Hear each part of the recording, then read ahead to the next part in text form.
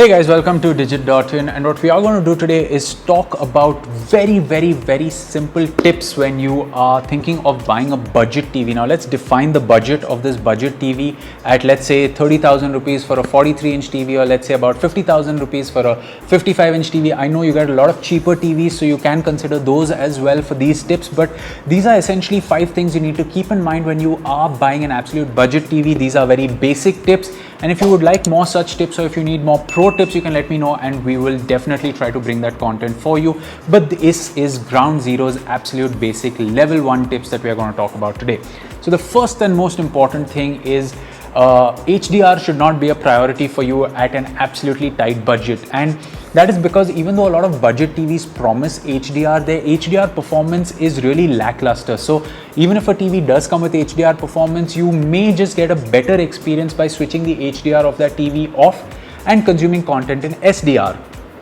Now, it is not easy to switch off the HDR for a lot of budget TVs, and for this you may need to resort to an external device like a Fire TV stick. So we suggest you keep a little bit of a budget to get an external device, so that if you are facing a problem with the content in HDR is looking too dark, you can resort to the external device, switch off the HDR and have a much better content consumption experience. The next one is that smart features should also not be a very big priority. So let's say if a TV comes with 5-10 different smart features, and we would recommend that you go for a TV that has better panel performance than smart features, because let's face it, in a lot of budget TVs, 2 years, 3 years down the line, you are going to face some form of lag in that TV, and at that time you are going to resort to a device like a Fire TV stick or a Chromecast or a gaming console or some external streaming device that you have to get the job done. So when you're buying the TV, make sure that you are investing in a device that has better panel performance rather than smart features, because you can always get those smart features via an external device.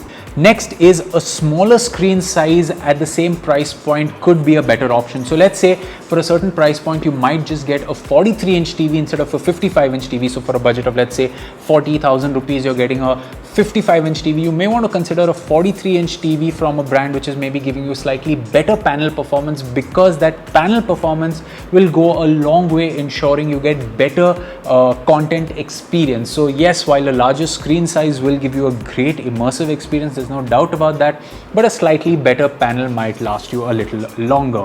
Next up, don't be fooled by marketing terminologies. You'll have various names for motion flow, motion enhancement, motion smoothing, MEMC, whatever you call it. This just makes content look a lot smoother. When it comes to HDR, there's HDR 10, 10 plus, Dolby Vision and HLG. There will be a lot of other HDR ready terminologies thrown into the air. Don't be fooled by those. It's either can do HDR or it cannot do HDR. So you may want to do a little bit of homework with these marketing terminologies that will be used to sell a TV to you, especially if you're someone that's looking in the offline market. Last but not least, a full HD TV today may still be a good option instead of a 4K TV, especially at the entry-level price point. Now, while 4K is very widely available at 43-inch TVs, you may just get a TV which was a flagship TV a year or two old, which still has a full HD panel at a relatively decent price instead of an entry-level 4K TV today. Remember, at a size like 40 or 43 inches, you won't be able to tell the difference between a 4K and a 1080p TV kept side by side, and you're standing about 5 feet away, which is how far you would be from the TV. So if you are getting a better full HD TV at a price point of an entry-level 4K TV, we would suggest you go for the full HD TV, because you can get a better content consumption experience. So there you have it, guys. That was 5 tips for you to consider when buying a budget TV. You can always let us know if you found these tips helpful, and for more from the world of technology, you can subscribe to the channel. We will catch you in another video. It's goodbye for now.